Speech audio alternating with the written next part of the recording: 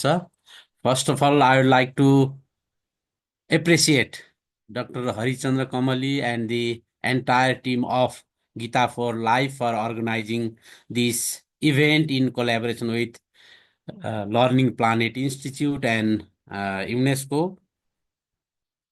In fact, it is always good to have a chance to listen, speak, or talk about Gita as outlined in Srimad Bhagavad Gita 18th chapter verses 68 to 71. I'm not going to repeat that. So I extend my greetings to all of the uh, listeners here.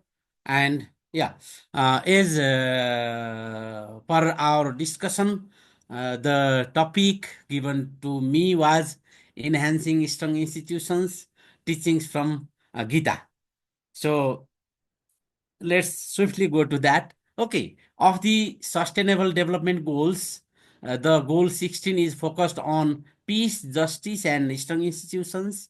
It aims to promote just, peaceful, and inclusive societies. To quote, Goal 16 is about promoting peaceful and inclusive societies, providing access to justice for all, and building effective, accountable, and inclusive institutions at all levels. So, again, Goal 16 aligns with the broader human rights framework by promoting societies that respect and uphold individual rights, as well as the right to privacy, freedom of expression, and access to information. So, enhancing strong institutions is an instrumental aspect to ensure the attainment of the Goal 16. This presentation is an attempt to explore the worldview of Gita in order to take insights for enhancing strong institutions. So I have tried to view Gita in Hindu milieu. Gita has been read by so many people. There are so many Vasyas, Tikas, so many independent works on it, and people have come up with unique point of views. Here I am presenting my view. That may be in congruence with your view, or it may not be. So, Hinduism is characterized by the vast number and diverse approaches of Hindu religious philosophical texts, the discourses of different schools of philosophy, the existence of different sects and cults, and multiplicity of practices among the Hindus. So, diversity is inherent to Hinduism. Hinduism should be viewed as the consummation of different Vedic and post-Vedic schools of thought.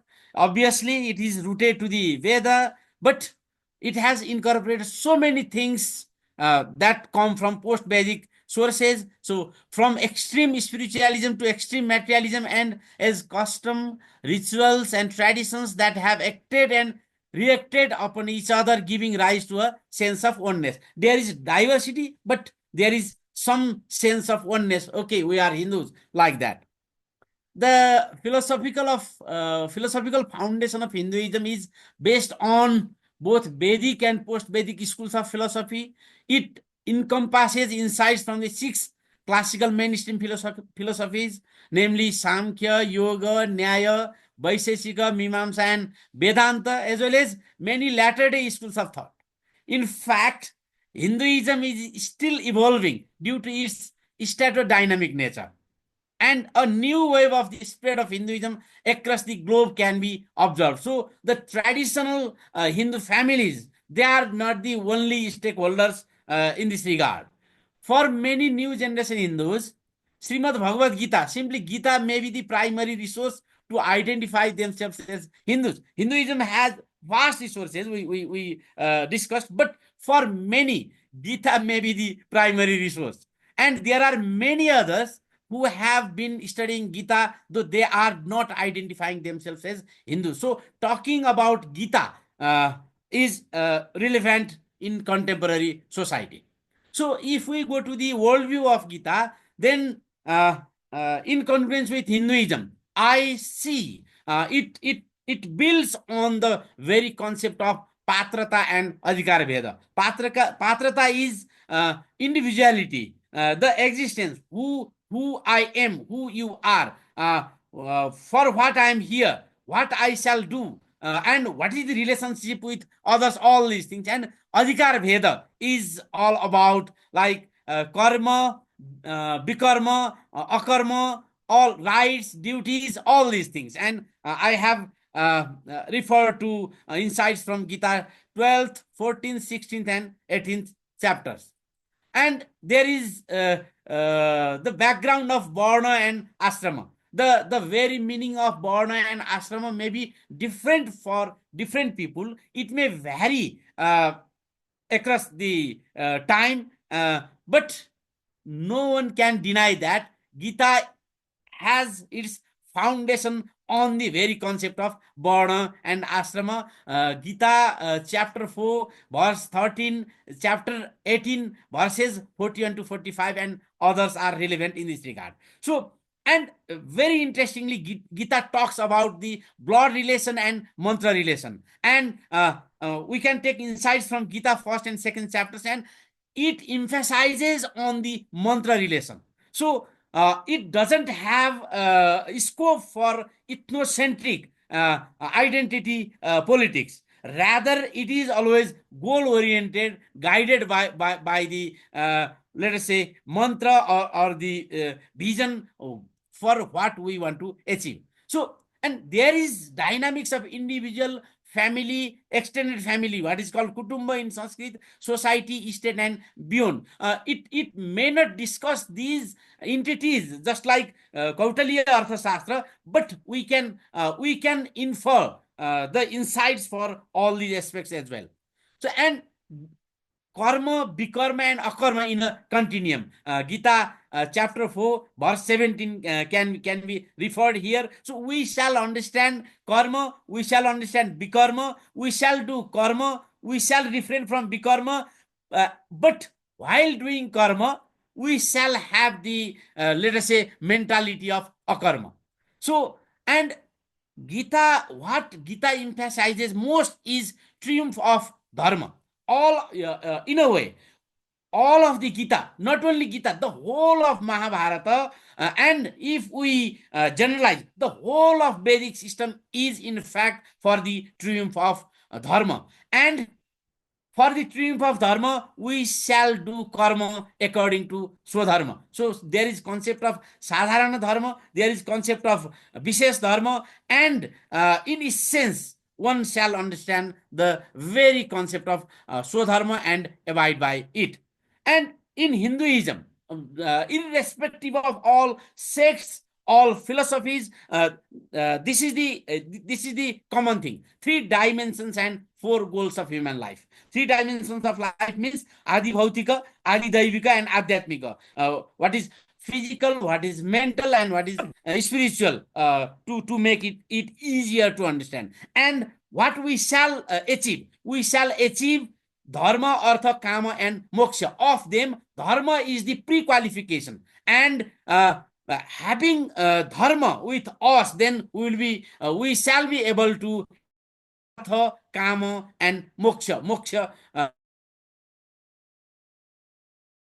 So this is the basic, let us say, worldview of Srimad Bhagavad Gita. And what is the insight for the institutions? So approaching institutions the Gita way. So here we shall have critical understanding of different functions and dysfunctions of institutions. For instance, if the state itself is a function, if it is there, it fulfills certain requirements. So state was for justice. If we go to like Aitareya Brahmana, even in Buddhist texts, and it invites some inherent, let us say, wrong aspects as well. So we shall balance all these things. So it happens. So if an institution is for good of the people, then it is good. But sometimes to hold the power within the institution invites so many corruption. So employing the deontological approach to evaluate any institution is Gita's essence. So you are not teleological. Your means are not justified by the end. If you achieve something good, but yeah, you have utilized some wrong means, then it will be adharma according to Gita. So doing karma, but doing the dharmic karma, karma according to the broader principle of dharma. So this is the essence of Gita, and I have referred to some chapters and the verses relevant to this. So this deontological approach, this approach fueled by dharma, guided by dharma, shall be always considered while approaching institutions from the perspective of Gita. So for me, how stronger institutions shall be there is dependent on the broader understanding of dharma, and the broader understanding of dharma is always related to patrata and adhikar veda.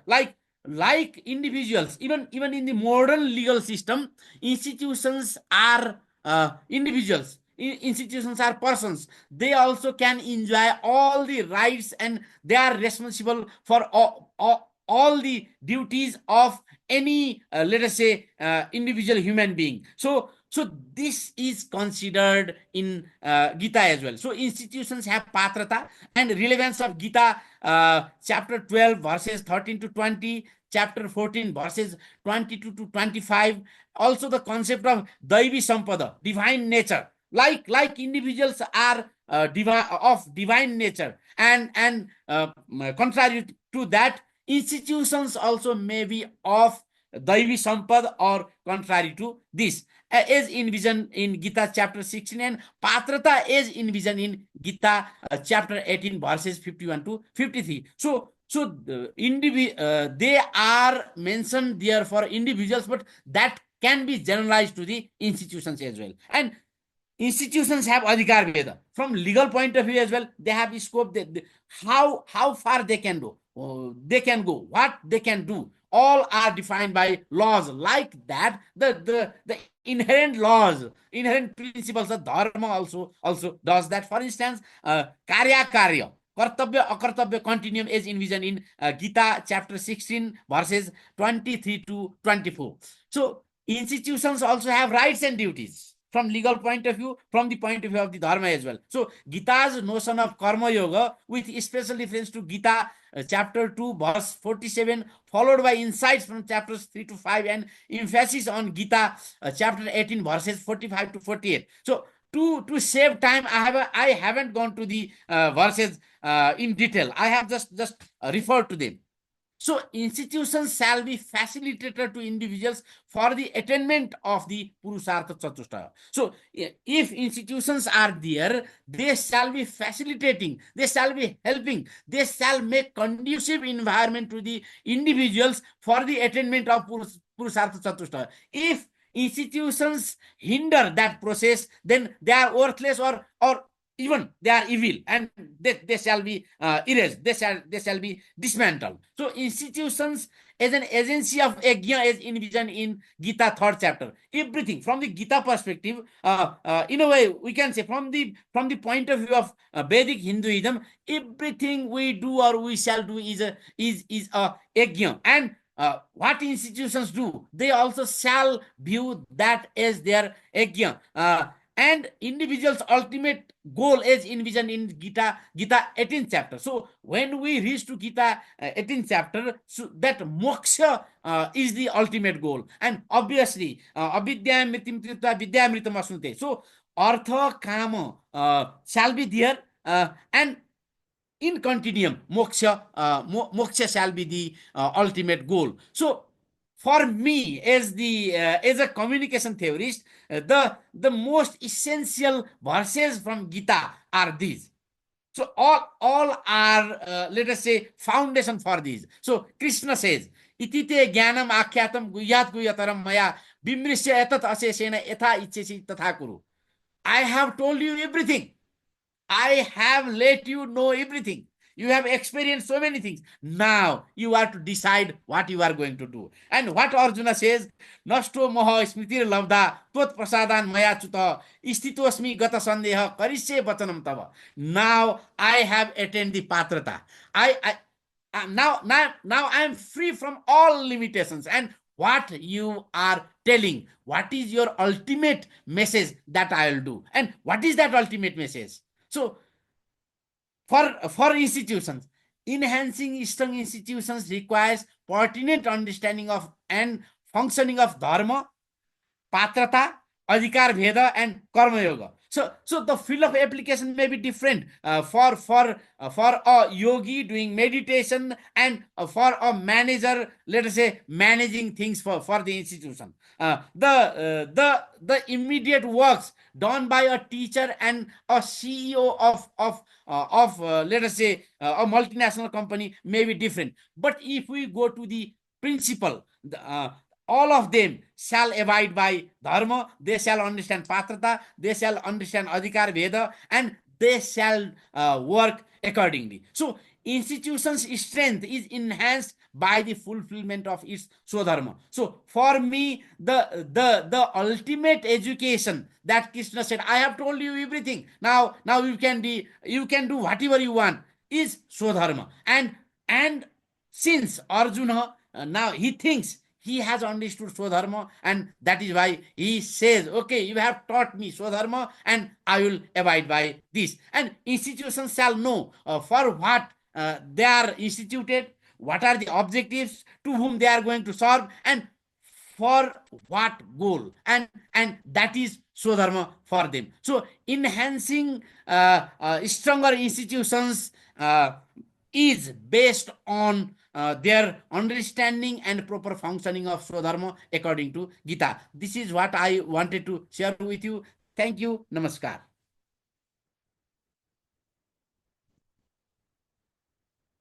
Thank you very much, sir, Nirmal sir, for your very, you have summarized whole Gita for this context and how we should approach the Gita. Thank you very much for your kind words and your enlightening presentation.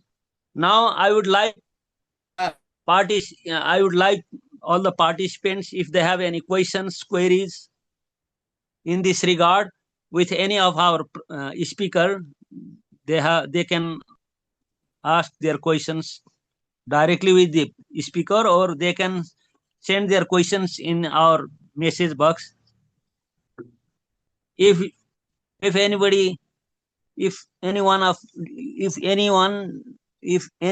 you doesn't have any questions, then I will move forward. So please feel free to ask your questions. Sorry. I have one question to Dr. Nirmal Modi. He mentioned one verse, chapter 18, verse 63. Tite Gyanamakyam.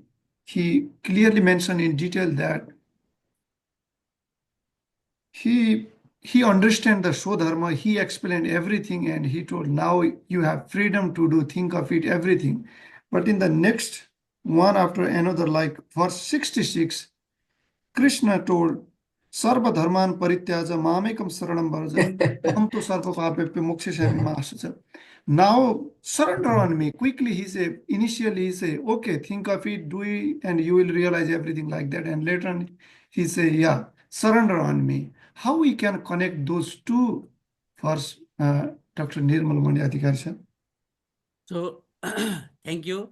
I do not see these two verses in contrary. So what he says, once you understand your dharma, Right. now you are free to act. But since you have understood your dharma, ultimately that dharma will be subsumed to me. Okay, so understanding dharma is essentially to be one with the, let us say, Paramatma, to be one with the supreme consciousness. So understanding dharma, though it seems you are free to work according to your will. But since you have already understood dharma, that free will not guide to you to fall. You will ascend to, let us say, the mokshahood, or let us say the ultimate jnana. So I connect like this. Thank you, Professor. In the chat, excuse me, in the chat box, you can see one question in Nepali. So Rajan Bharadwaj is asking that how can we promote peace being guided by the teaching of the Gita and prevent unnatural practices or destructive practices in the name of modern development? So any of the speakers or participant could openly share your thoughts based on the teaching of the Gita so far. So promotion of peace and prevention of unnatural practices in the name of modern development.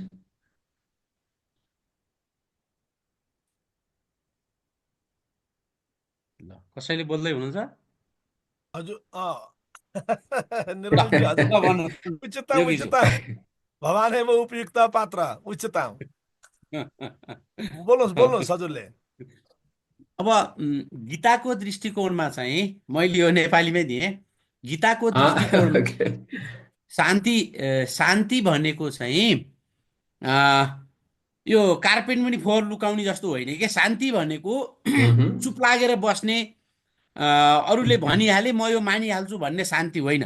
शान्ति भनेको त्यो बेलामा मात्रै हुन्छ जब समाजमा न्याय हुन्छ, जब सबैलाई चाहिँ एउटा समतापूर्ण चाहिँ विकास हुन्छ, सबैको समावेशिता हुन्छ, र वास्तवमा भन्दाखेरिमा चाहिँ धर्मको जय भएको बेलामा मात्रै। भनेपछि त्यसो भएको हुनाले युद्ध गर्नु पर्यो क्या, नत्र शान्ति त कौरवले भनेको थियो चुप लाएर पाण्डवहरू जङ्गलतिर लुकेर बसेको भए त युद्ध हुने थिएन। एक किसिमको शान्ति त हुन्थ्यो होला, तर त्यो चाहिँ नि होइन। शान्ति भनेको चाहिँ के भने आफ्नो सबैको आफ्नो अधिकार सुनिश्चित भएको अवस्था मात्रै शान्ति हो। र त्यसका लागि सुनिश्चित गर्नु पर्यो भने चाहिँ युद्धै गर्नु परे पनि गर्नुपर्छ भन्नुको अर्थ के हो भने जति पनि संसारमा अहिले इभिल फोर्सेस छन् तिनीहरूलाई होइन, तिनीहरूलाई चाहिँ अब भनौँ राज्य संयन्त्रले अथवा वैश्विक कुनै संरचनाले चाहिँ सबैलाई आफ्नो आफ्नो कार्यक्षेत्र, आफ्नो आफ्नो पात्रता र अधिकार भेदमा स्थिर गराउन सक्यो भने त्यसले चाहिँ शान्ति दिने भयो।